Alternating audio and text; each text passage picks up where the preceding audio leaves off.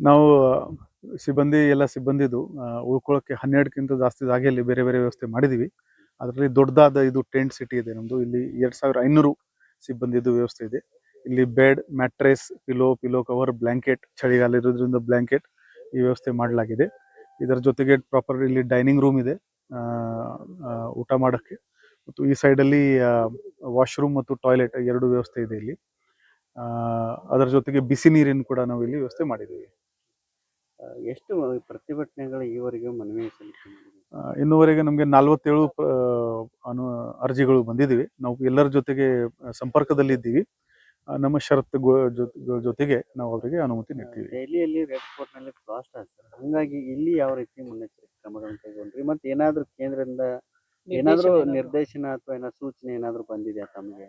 In general ಎಲ್ಲ police ಇಲಾಖೆದವರು ಈಗ ಕಟ್ಟೆಚ್ಚರಿನಲ್ಲಿ ಇದ್ದಾರೆ ಈ ಬಾಂಬ್ ಬ್ಲಾಸ್ಟ್ ಹಿನ್ನೆಲೆಯಲ್ಲಿ. ಅದರ ಜೊತೆಗೆ ನಾವು ನಮ್ಮ bomb detection and disposal squad ಮತ್ತು ಆ್ಯಂಟಿ ಸಾಬೋಟಾಜ್ ಚೆಕ್ ಟೀಮ್, ನಮ್ಮದು ಸ್ನಿಫರ್ ಡಾಗ್ಸ್, ಅದರಿಂದ ಈ ಎಲ್ಲ ಏರಿಯಾದು ಸೆಕ್ಯೂರಿಟಿ ನಾವು ಇನ್ಶೂರ್ ಮಾಡ್ತೀವಿ.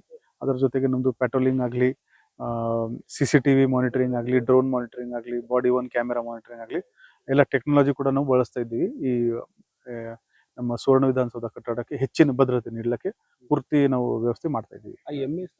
ಪ್ರತಿ ವರ್ಷ ಸರ್ ಮಹಾಮೇಳೆ ಇದನ್ನ ಮಾಡ್ತಾರೆ. ಅವ್ರು ಏನಾದರೂ ತಮಗೆ ಬಂದು ಭೇಟಿಯಾಗಿ ನಾವು ಈ ಸರಿ ಮಾಡ್ತೀವಿ ಅಂತೇಳಿ ಏನಾದರೂ ಪರ್ಮಿಷನ್ ಕೊಡ್ರಿ, ಮನವಿ ಕೊಟ್ಟಿದ್ದಾರೆ? ಅವರು ಅರ್ಜಿ ನೀಡಿದ್ದಾರೆ. ಅವರಿಗೆ ಇನ್ನೂವರೆಗೆ ನಾವು ಯಾವುದೇ ಅನುಮತಿ ನೀಡಿಲ್ಲ.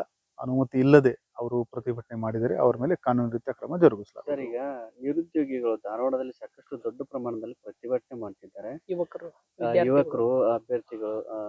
ಹಿಂಗಾಗಿ ಇಲ್ಲಿ ಈ ಒಂದು ಪ್ರತಿಭಟನೆಗೆ ಬರ್ತಾರೆ ಅವರು ಅನ್ನೊಂದು ಮಾಹಿತಿ. ಅವ್ರು ಏನಾದ್ರು ಇಲ್ಲಿ ನಾವು ಪ್ರತಿಭಟನೆ ಮಾಡ್ತೀವಿ ಅಂತ ಮನವಿ ಕೊಟ್ಟಿದ್ದಾರೆ ಹೆಂಗೆ? ಹೌದು, ಒಂದು ಸ್ಟೂಡೆಂಟ್ ಸಂಘಟನೆಯಿಂದ ಒಂದು ಅರ್ಜಿ ಬಂದಿದೆ ಮತ್ತು ಸೋಷಿಯಲ್ ಮೀಡಿಯಾದಲ್ಲಿ ಕೂಡ ಅವರು ಕಾಲ್ ನೀಡಿದ್ದಾರೆ. ನಾವು ಅವರ ಸಂಪರ್ಕದಲ್ಲಿ ಇದ್ದೀವಿ.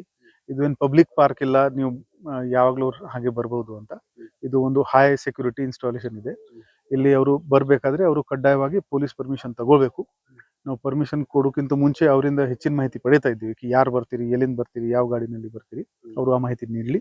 ನಾವು ಏನು ಷರತ್ತುಗಳು ಕೊಡ್ತೀವಿ ಅದರ ಪಾಲನೆ ಮಾಡಿಕೊಂಡು ಅವರು ಪ್ರತಿಭಟನೆ ಮಾಡಬಹುದು. ಆದರೆ ಸಾವಿರಾರು ಲಕ್ಷಾಂತರ ನಾವು ಅಷ್ಟೇ ಮಂದಿ ನಾವು ನೀಡಲ್ಲ. ವಿ ನೀಡ್ ಟು ಈ ಹೈವೇ ಮೇಲೆ ಯಾವ ಗಾಡಿಗಳು ಹೋಗ್ತಾ ಇದೆ ಅವರಿಗೆ ನೋಡಬೇಕು. ಇಲ್ಲಿ ಬಾಕಿ ಪ್ರತಿಭಟನಾಕಾರರು ಇರ್ತಾರೆ, ಅವರು ಅದು ಒಂದು ಸಂಘಟನೆ ಮಾತ್ರ ಇಲ್ಲ, ಒಂದೇ ದಿನ 5-10 ಸಂಘಟನೆಗಳು ಇರುತ್ತೆ. ಅದರಿಂದ ನಮ್ದು ಎಲ್ಲಾ ಸಂಘಟನೆಗಳಿಗೆ ಕೋರಿಕೆ ಇದೆ. ನಾವು ಎಷ್ಟು ನಂಬರ್ ಹೇಳ್ತೀವಿ ಅಷ್ಟು ನಂಬರ್ನಲ್ಲಿ ದಯವಿಟ್ಟು ನೀವು ಪ್ರತಿಭಟನೆಗೆ ಎಲ್ಲೆಲ್ಲಿ ಅವಕಾಶ ಮಾಡಿಕೊಟ್ಟಿದ್ದಾರೆ? ಇಲ್ಲಿ 3 ಜಾಗ ನಾವು ಗುರುತಿಸಿದ್ದೀವಿ. ಸುವರ್ಣ ಗಾರ್ಡನ್ ಇದೆ, ಅದು BSNL ಲೇಔಟ್ ಇದೆ ಕೊಂಡಸ್ಕೊಪ್ಪ ಹಿಂದೆ, ಮತ್ತು ಹಲ್ಗಾಮಚ್ಚೆ ಬೈಪಾಸ್ ಅಲ್ಲಿ ಕೂಡ ನಾವು ಜಾಗ ಗುರುತಿಸಿದ್ದೀವಿ. ಈ ಸಾರಿ ಒಂದು ಹೆಚ್ಚುವರಿ ಮಾಡ್ತಾ ಇದ್ರಿ, ಪ್ರತಿ ಸಾರಿ 2 ಕಡೆ ಆಗ್ತಾ ಇತ್ತು. ಈ ಸಾರಿ ಅದು ಜಸ್ಟ್ ಯಾವ್ದು ಸಡನ್ ಆಗಿ ಏನು ಅವಶ್ಯಕತೆ ಉಂಟಾಗಿದ್ರೆ ನಾವು ಒಂದು ಬ್ಯಾಕಪ್ ತರ ಒಂದು 3ನೇ ಜಾಗ ಐಡೆಂಟಿಫೈ ಮಾಡಿದ್ದೀವಿ. ಪೊಲೀಸರಿಗೆ ಮತ್ತೆ ಎಲ್ಲೆಲ್ಲಿ ವ್ಯವಸ್ಥೆ ಮಾಡಿದ್ದಾರೆ?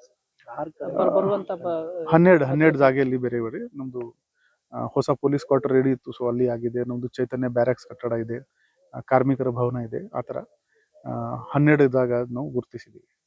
ಸರಿ, ಥ್ಯಾಂಕ್ ಯು. Thank you.